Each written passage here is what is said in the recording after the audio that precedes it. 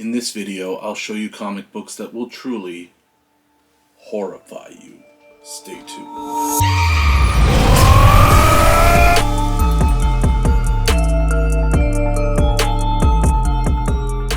What's going on, comic friends? It's Ryan the Colossus Collector, and welcome to Colossus Collector's Comic Creepshow.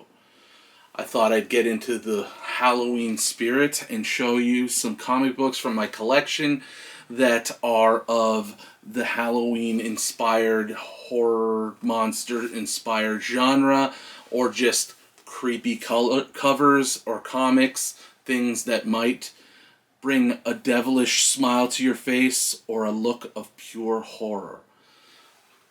Not that I'm a huge horror genre comic collecting fan or collector, but I did want to show a few books. If you watched Brandon's recent Halloween Spooktacular live stream that I was part of last Friday, you might have seen some of these books. That's, of course, Brandon from Mon Comics. Shout out to Brandon for having me on. Like I said on that stream, I don't have a ton of these books, but wanted to give those an opportunity that didn't watch that show to see some of the books I brought, plus a few others that I managed to put together with a little bit of a deeper dive into my short boxes. So let's take a look at some of my creepy comics. So to start things off, there's nothing I find more creepy in this world than a clown. And so I have this Obnoxio the Clown versus the X-Men, a pretty obscure, odd X-Men book that I found earlier this year. I haven't read it yet, but knowing how I feel about clowns, I'm not so sure this villain is going to end up being one of my favorites. More so because I just hate clowns. So that's my first book as part of my Colossus Collector Creepshow. Next up, a really cool Moon Knight book. This is Moon Knight number 29, and this features an appearance of Jack Russell, the Werewolf by Night. Really cool Bill Sienkiewicz cover, all black, where you just see the glowing yellow eyes of Werewolf by Night and his teeth and the blood that drips from his fangs. A very Halloween appropriate cover and a really cool book I got recently. Just digging the all black cover to it, knowing it would do well in a Halloween type video, but also perhaps one I could pull out with the Collector Club, hosted by the Immortal Biggie Shack. Shout out to Immortal Biggie Shack. Always on the lookout for new books that I could show when we play comic book poker. Alright, next up I've got a book I've shown on my channel in another video, but wanted to bring these two back. This is X-Men number 159, and this is a beautiful Bill Sienkiewicz cover once again, and this is the first part of the story where Storm gets bitten by Count Dracula and begins to transform into a vampire. A really cool X-Men story that started here in the main X-Men run with number 159, and then concluded in the king-size XMen Annual number 6, which continued the vampire story. Really cool little two-book run that had a great story that included Storm and Dracula. Next up, we've got Where Monsters Dwell, number 29. Nothing can resist the power of Ozam. an odd-looking, alien-looking monster guy. I've never read the book, so I can't tell you anything about the story, but this was just kind of a cover by, kind of a cool issue of Where Monsters Dwell. Next up, we've got the first appearance, and I was wrong about this on Brandon's live stream, on Mon Comics live stream. I didn't realize this was the first appearance of the Living Mummy. I thought this is one or two issues after, but this is Supernatural Thrillers number 5, and yes, it is the first appearance of the Living Mummy in Marvel Comics in the Supernatural Thrillers line. So really cool that I have this. I bought it because I was on the lookout for some spooky covers, some creepy covers. I appreciate the classic monsters, Frankenstein, the Mummy, Dracula. That old school horror is kind of cool. So having and I love first appearances in Marvel. So the first appearance of the Living Mummy, pretty cool to have that as part of the collection, and a great addition to my Creepshow video. Next up, we've got Where Monsters Dwell, number 30. And this features the Thing in the black box. A really cool looking swamp type of monster.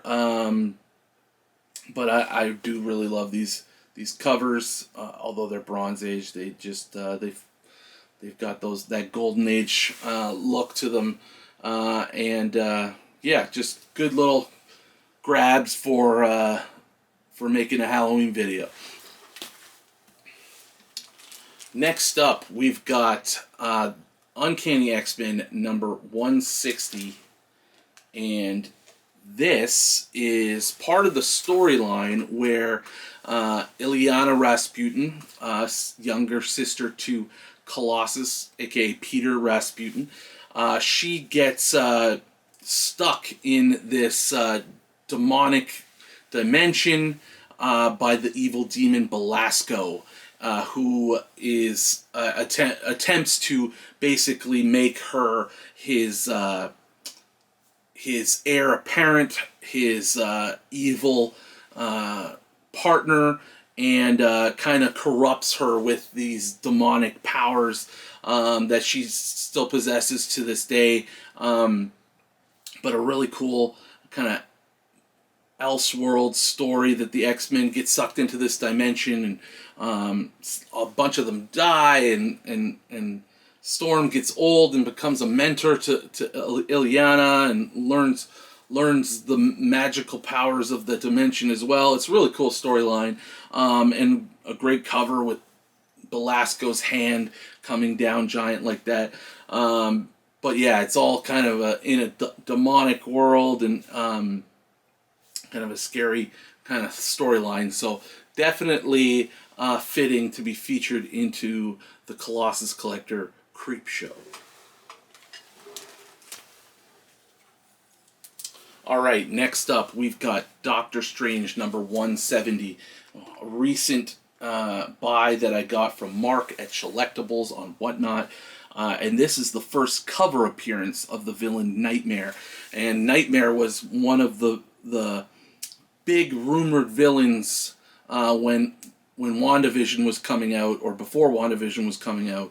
It was either going to be Mephisto or it was going to be Nightmare, and that was going to be the villain pulling all the strings in the background. Turned out to be neither. And a lot of the spec that went with that pretty much died, but I'm not in it for the spec. I'm in it for the keys, for the interesting books, and cool to have this very creepy villain, Nightmare, from the Doctor Strange world of mystic, magical, demonic things, and Nightmare's a well-known Doctor Strange villain, so really cool to have this first cover appearance in my collection. Next up, we've got Giant Size Chillers #1, and this is the first appearance of Lilith, daughter of Dracula, the first Lilith in the Marvel Universe. Another cool first appearance. Of course, Dracula fits perfectly into this theme of Halloween and Creepshow, so definitely was going to include this in the video. It's a really nice, sharp copy too. Was happy to get this one and add an interesting horror-themed first appearance to my PC.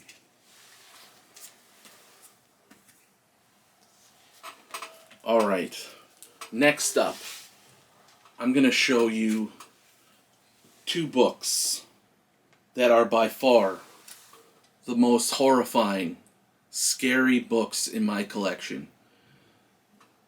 I'm doubling down on a joke I made on Brandon's live sale. But for those who didn't see it, behold, one of the scariest, most horrifying covers to ever be put on a comic book. We've got Captain America #2, art by the one and only Rob Liefeld. This is by far one of the worst covers, the most horrifying covers I've ever seen. There's body parts floating around randomly that have no rhyme or reason for being there. We've got the insane anatomy of Rob Liefeld's early years. It is truly a horrifying piece that I recently was given as a prize for winning Cover Lover on Paper Chase Comics podcast Into the Void, and this was given to me by Reverend Wormwood as part of that prize, and I'm super appreciative of him giving me this because it gave me the opportunity to show this horrifying artwork and put a giant smile and give me a really good laugh when I opened it up. So, Captain America #2.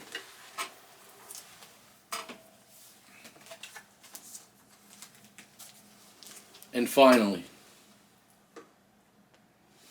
this is truly the most horrifying thing any comic collector can come across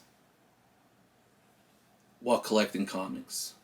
It is something that will keep you up at night, that will give you nightmares, that when it happens to you, you feel so alone and terrified and destroyed, gutted from the inside. It's the most empty feeling in the world. And almost every comic collector out there knows this experience, fears seeing this, fears this happening to them. And this is, of course, the horrifying, the insidious tape pull. As you can see, this horrifying mark of evil has taken place on this Batman comic. Thankfully, I don't really care about the book whatsoever, but still, this comic bears the mark of death, the mark of horror, the tape pull. Further evidence of this tape pull can be seen on the back of this comic. Just an awful, awful, horrifying thing that we all fear in the world of comic collecting, and I wish on no comic collector. Unfortunately, sometimes it can't be avoided. Unless, of course, you take the tape off the bag first when you're opening it up. Come on, people. So that concludes the Colossus Collector's Comic Creepshow. I hope you enjoyed some of my spookier books in my collection, and I hope you all avoid the dreaded Insidious Tap Pull. May that curse not be ever upon you and your collection. And before I go, I'd like to ask, if you are not already, please consider subscribing to my channel to see more acts of random self-humiliation like I did in this video, or, you know, just really good books. I like to buy big Marvel keys, and if you like big Marvel keys, this is the place to be. And of course, if you subscribe to my channel and you comment on my videos, you will then also be eligible for my 1,000 subscriber giveaway. I'm giving away an awesome prize package at 1,000 subscribers. I'm just about to hit 775 subscribers. So really getting close to that 1,000 mark. So sub up, drop comments, and I hope you can have an opportunity to win that prize package. And if you like this video and how I had a little bit of fun and maybe sort of just a little bit humiliate myself, you might like some of my other videos where I try to humiliate myself, like in this video where I talk about how AI could impact the comic book industry and hobby, and how in this video where I submitted a ton of Marvel cards to PSA and it was a complete waste of money and time. Until the next video, keep collecting.